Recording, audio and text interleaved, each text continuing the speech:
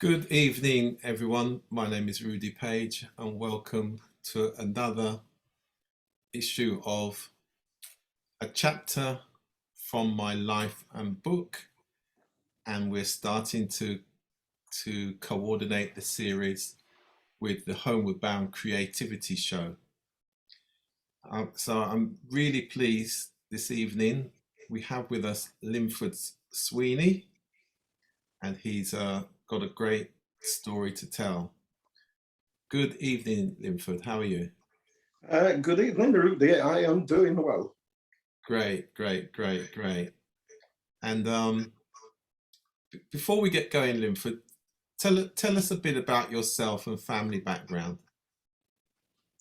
Yes, as you've said, my name's Linford Sweeney. I was born in Jamaica, in a place called Clarendon, in the district just outside Chapelton called Suttons. And interestingly enough, that's where one of the first uprisings took place in 1690. Okay. In Jamaica. That's the slave uprisings. Mm-hmm. I grew up, for the first 3 years, I was with my parents, both parents, and then my father left, came to Britain in 1959. And then I stayed, my mother went to work in Kingston, so I spent the 5 years with my grandmother, Mm-hmm. my paternal grandmother. And then after that, she decided to join my father in Britain, and I came along too. Okay. And my father had already settled in Manchester, in England. And so this is where we settled, and I've been here for 57 years, almost 58 years now. And I went to school here, went to primary school, went to high school. I lived in a little place called Moss Side, Manchester. Mm-hmm. Moss Side and Wally Range, around that area. Yeah, know it well. And I then went to school here, as I said, and after leaving school, I had some bad experiences at school.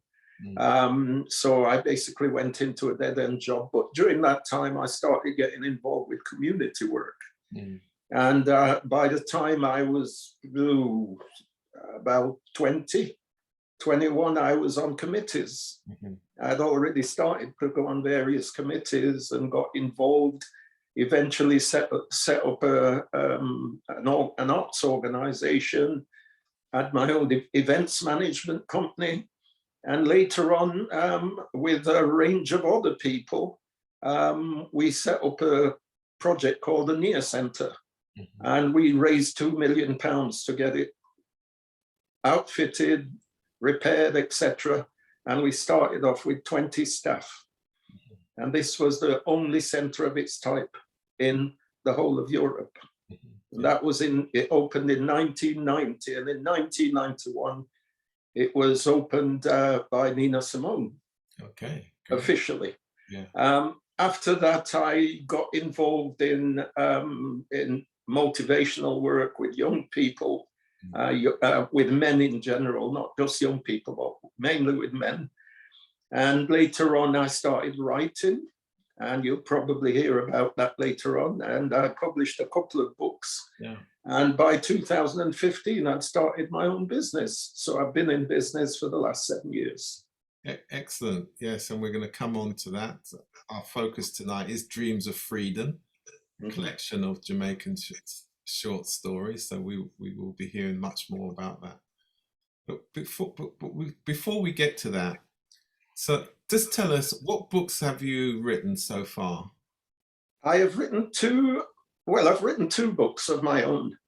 I wrote my first book in 2011, or published my first book in 2011, which was called At Peace with Myself. And it was an affirmations workbook. It was over 52 weeks, and people had to work through it on a weekly basis. And there was space to actually write down your own experiences of dealing with some of these affirmations. And that went quite well. As I said, I'd started in 2009, I started sending out affirmations online, Right. on social media. Mm-hmm. And I've been doing that now since 2009, and I've not missed 1 week. Okay, since I've just kept 2009. going. So I've got enough materials now to publish another 7 or 8 books. Excellent. And I would imagine going through the pandemic, that would have been quite interesting as well. Yes, it wasn't. Well, funnily enough, obviously I'd stayed at home, and I spent a lot of time on Zoom and on social media, like most people did.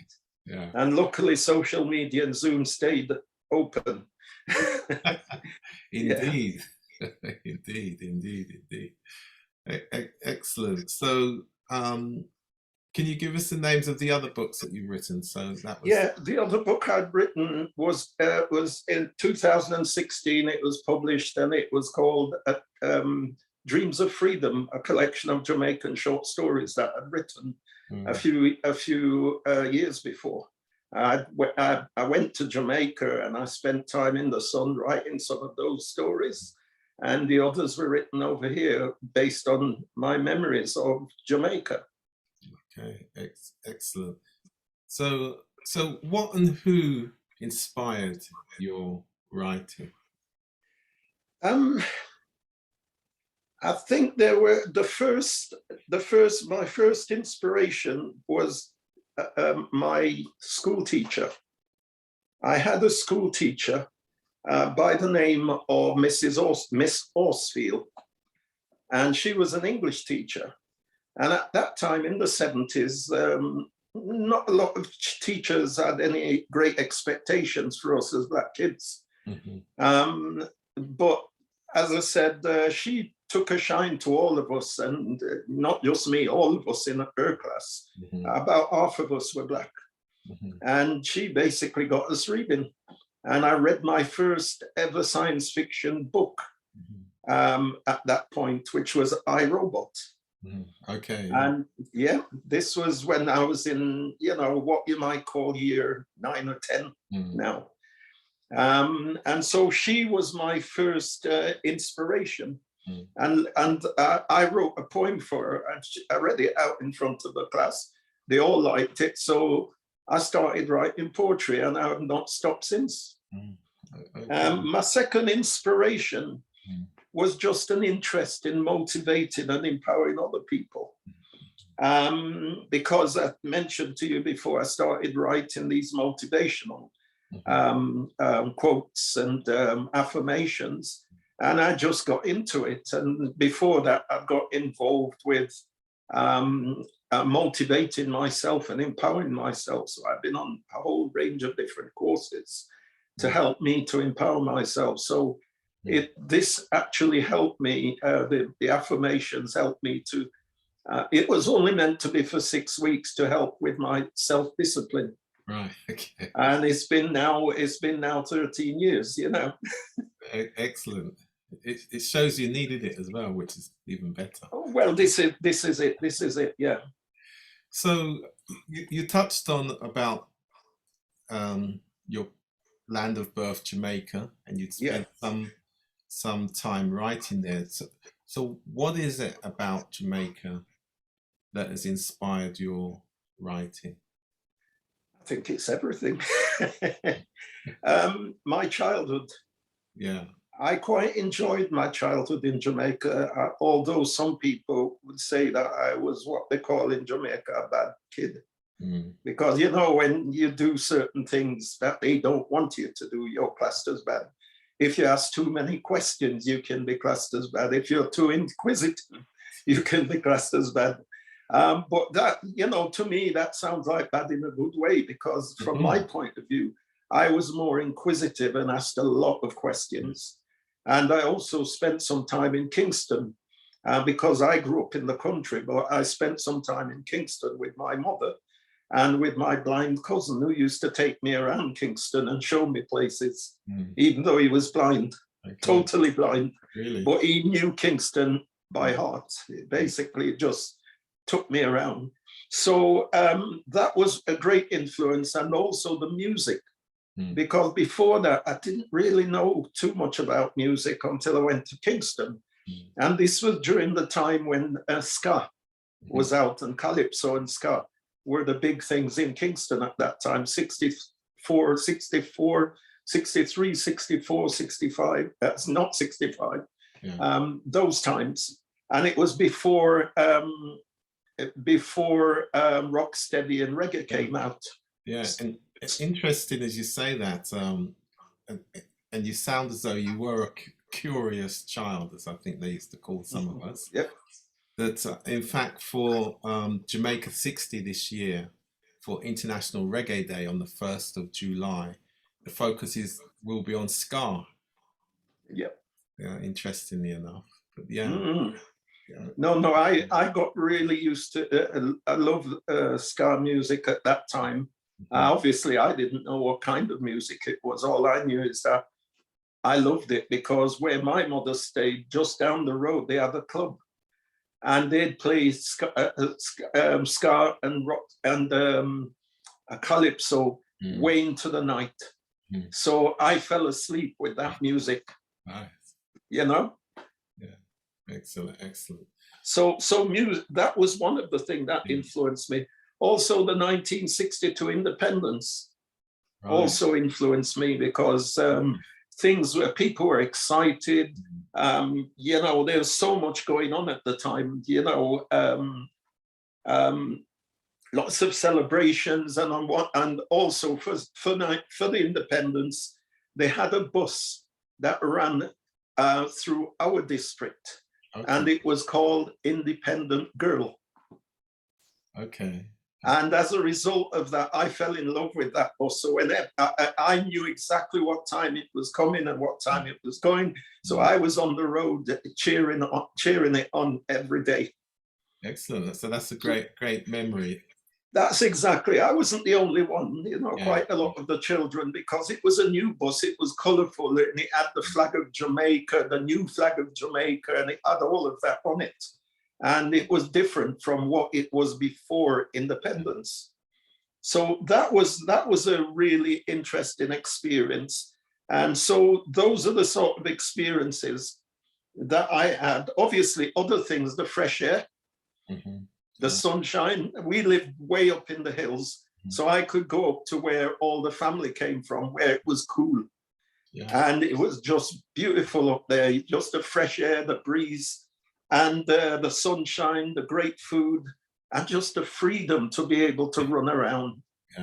You know, so all those memories came back, going to the river, playing around in the waters, you know, when it rained or when you know, there was a storm.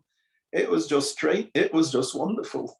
And I would imagine that would give you quite an interesting reflection when you look back from Manchester to those days. Well, the interesting thing about me is that I can remember almost every single thing that happened to me up to the age of 8 years old in Jamaica. Excellent. So much so that I went back at the age of 35, and my father didn't know I was coming. I've never been to Jamaica. I left when I was 8, and I still went and found the house, a new house that he'd built. Yeah, excellent. Yeah, that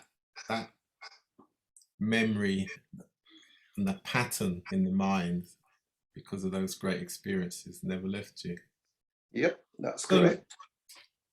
What ignited your interest in history and genealogy? I think it was really my mother's stories.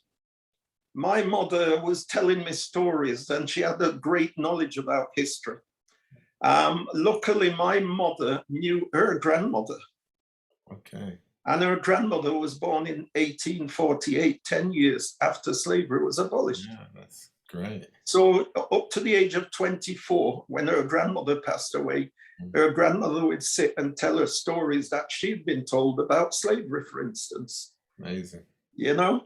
And so she used to tell me about the family. So that got me interested in genealogy and Jamaican genealogy. And so since 2005, I've been, I've been tracing my own family for over 30 years, but I've been helping others to trace their families since 2005. Going back to your grandmother, was there that cultural communication, that history being passed down? Was there any particular story that still stands out in your mind? Yeah, it was more my mother rather than my grandmother. Yeah, my grandmother didn't talk a lot, but she was loud, and when she called me and everything, but she didn't talk a lot.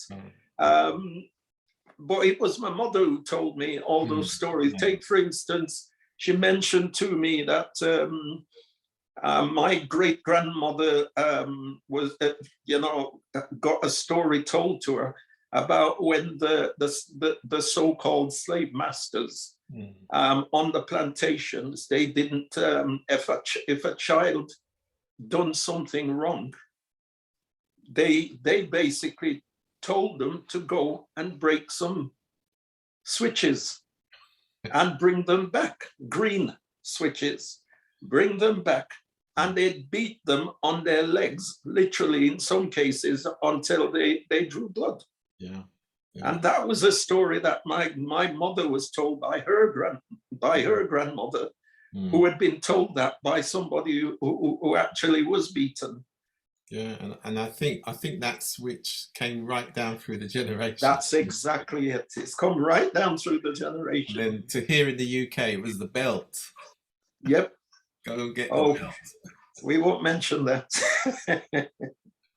Yeah. So as I said, my mother was one of my other inspiration was growing up in Moss Side in the 70s and 1970s and 80s, within the Black consciousness experience that was starting as a result of the Black Power movement and the Black Panthers and the civil rights in America.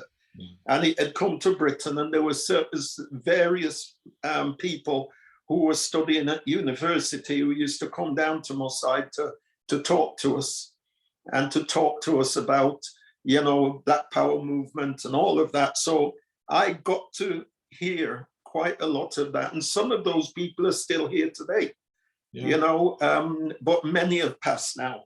And I then got involved in my own cultural activism in the community. So again, that was another thing that got me into history.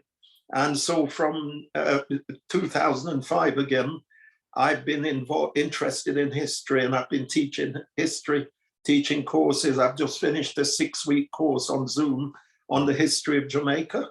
Yeah, could you tell us a bit more about that? Because you gave a great presentation at the recent Homeward Bound event in Manchester, which was organised by Richard Davis and attended by Wade Lynn, the honorary consul for the UK.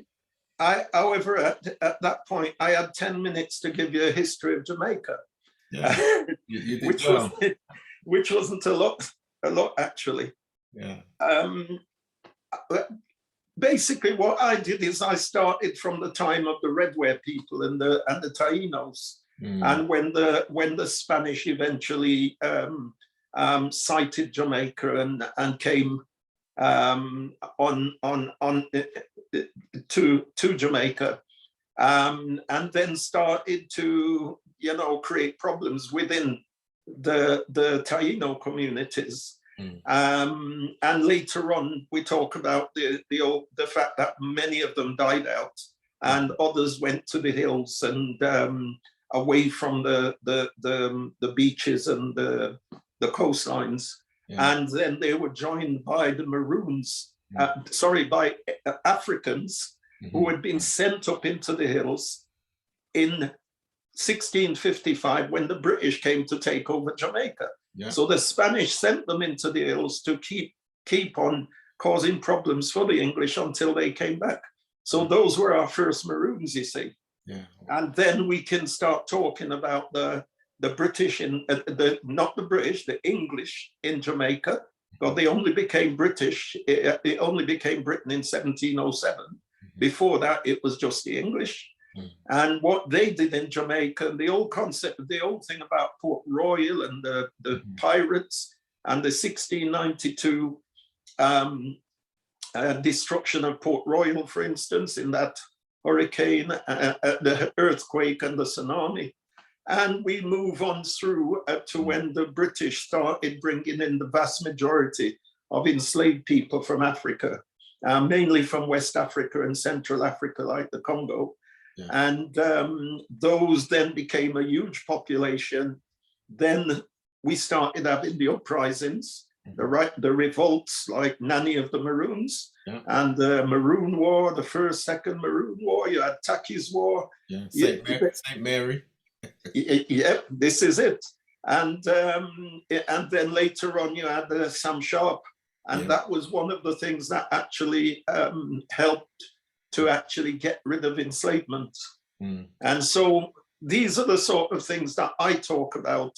And I also talk about things that people don't know too much about, like the fact that electricity was in Jamaica at least 13 years.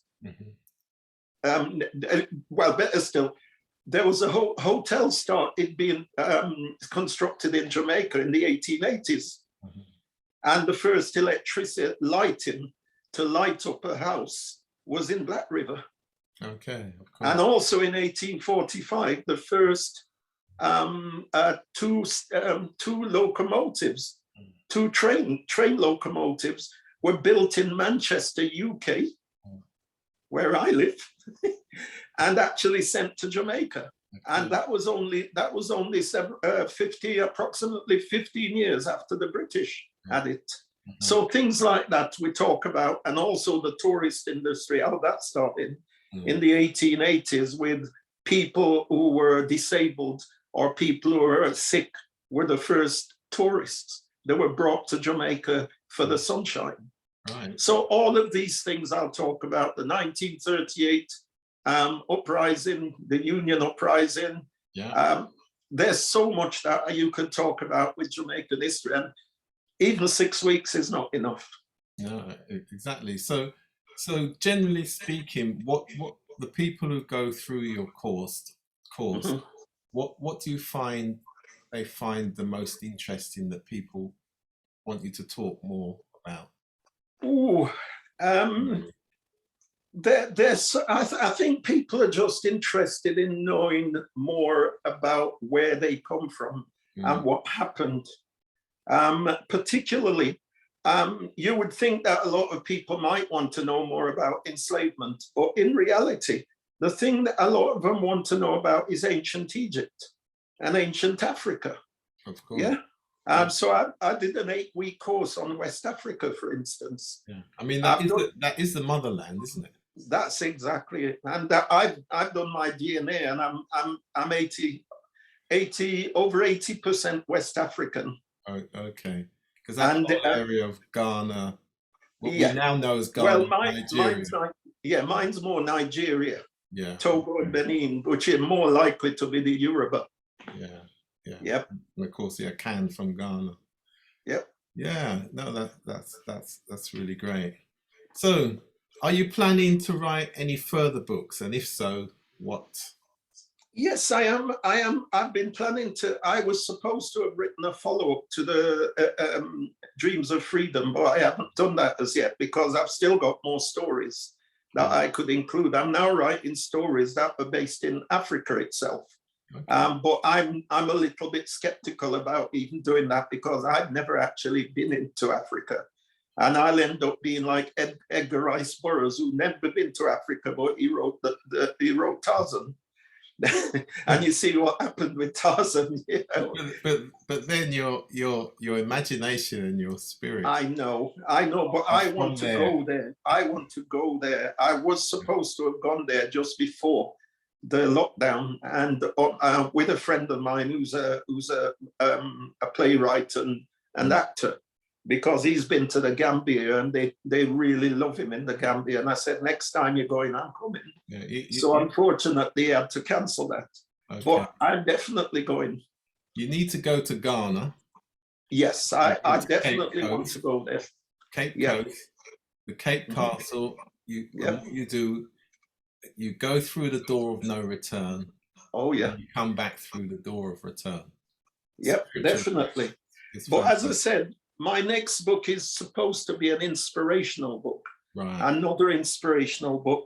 But I'm also seeking to write a book of poems and stories based on the Black experience. Excellent. So I've written all of those already. I just need to get the book sorted out. It's the same with the motivational book. I've got enough material to, I just need to organize it and make it happen. I'm also working on a book of the history of Black people in Manchester.